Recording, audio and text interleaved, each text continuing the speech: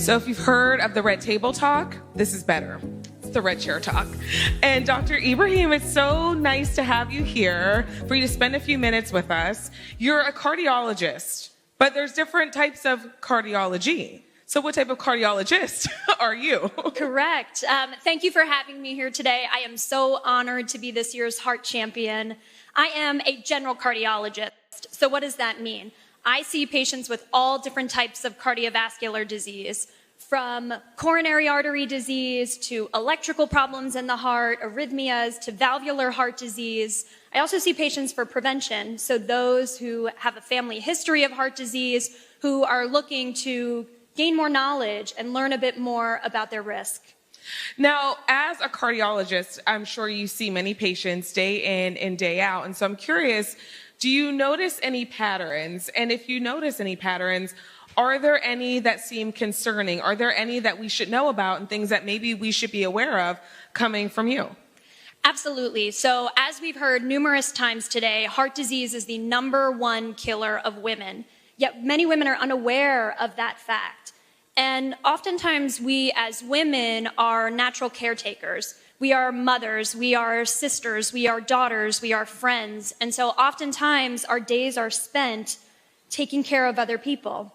And it makes it difficult to really take the time for yourself, to make your own health a priority. And so what I tell my female patients is, unless your heart is healthy, you can't continue to be the caretaker that you are for everyone around you.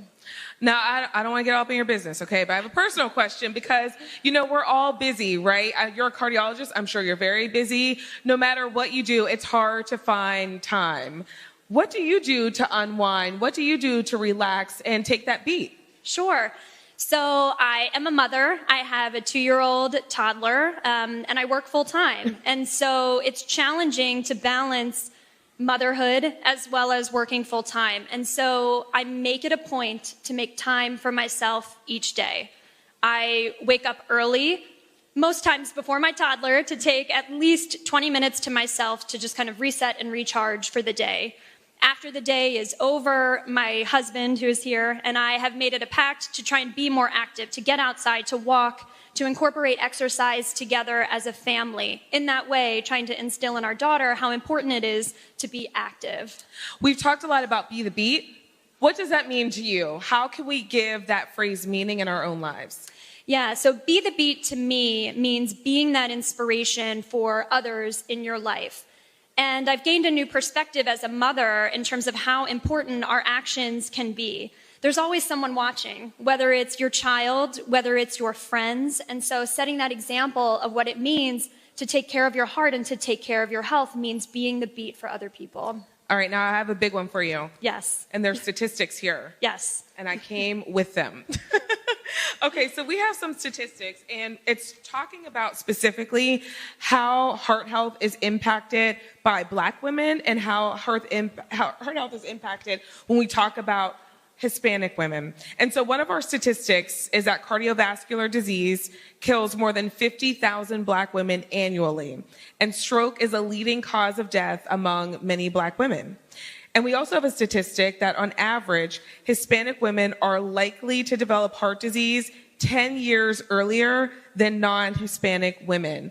And those are just 2 statistics, but there's a lot more here, and we're short on time, so I won't read them all, but you can certainly look them up. But when we talk about those gaps, what can we do to start to close those gaps? What are some actions that we can take? Right, and it's interesting because as you were reading those statistics, I heard some gasps in the audience, and it's shocking, the disparities that we have in our healthcare system despite so many advances in cardiovascular care.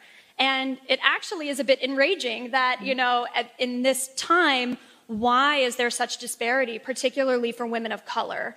And so in looking at, how we can best advocate, it's one of the reasons why I went into cardiology. Traditionally, cardiology had been a very male-dominated field, and it's important to me as a woman to be a representative for women who have heart disease, to create that partnership, to create that bond as a physician.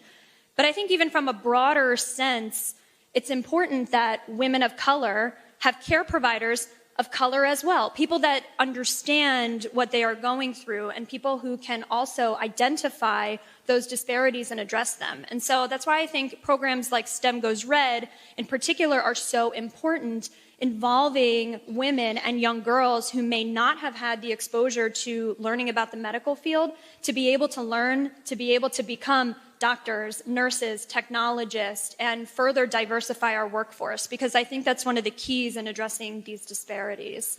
Last question, because I know sometimes women, we feel like we're not heard. Is it okay to question the doctor, and how can we advocate for ourselves? Please do. And what I will tell everyone here is that if you are with a doctor and you find that they are not listening to your concerns, you need to go somewhere else. Because we know our bodies. You know if something is wrong. And it is not uncommon for women to come to me and say, I feel like I was not heard, and you are the first person to listen to me. And so it is so important to be your own advocate. And if you're not getting the answer that you want, keep going. Thank you, Dr. Ibrahim. No problem. Round of applause for you. And to Mainline Health for launching this Red Chair series live with us today. Thank you so much for your insight and for your information and for an impactful conversation.